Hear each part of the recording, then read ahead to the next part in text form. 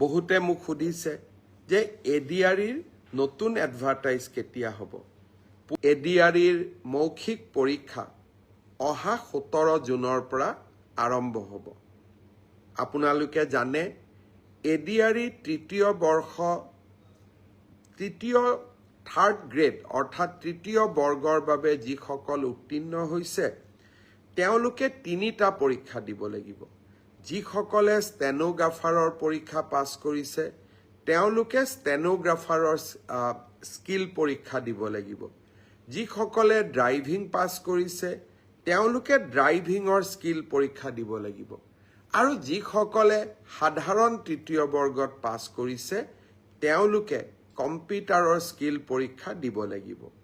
আনহাতে চতুৰ্থ বৰ্গত যিসকলে পাছ কৰিছে তেওঁলোকে অৰেল আৰু স্কিল টেষ্ট দুইটাকে একত্ৰিত কৰি এটা মৌখিক পৰীক্ষাত তেওঁলোকে বহিবৰ প্ৰয়োজনীয়তা আছে আৰু আপোনালোকে সেই পৰীক্ষাত বহিব লাগিব।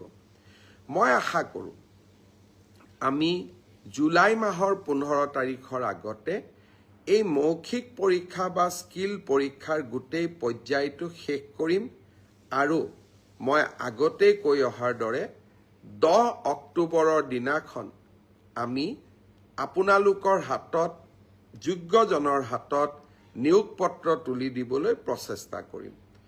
10 অক্টোবৰৰ দিনটোতে আমি post graduate teacher, graduate teacher, LP, ME শিক্ষক আৰু স্বাস্থ্য বিভাগৰ বিভিন্ন পৰীক্ষাত উত্তীৰ্ণ হোৱা আৰু এডিআৰিৰ পৰীক্ষাত উত্তীৰ্ণ হোৱা এই আটাইসকলকে একেলগে খানাপাৰা ফিল্ডলৈ মাতি আনি আমি নিযুক্তি পত্ৰ আগবঢ়াম। মোক কোনোবাই সুধি থাকে পুলিচৰ ৰিজাল্ট কেতিয়া দিব।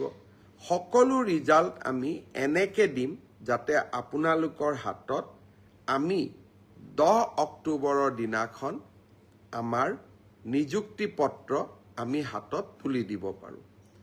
বহুতে মোক সুধিছে যে এডিআৰিৰ নতুন এডভাৰটাইজ কেতিয়া হ'ব, পুলিচৰ নতুন এডভাৰটাইজ কেতিয়া হ'ব।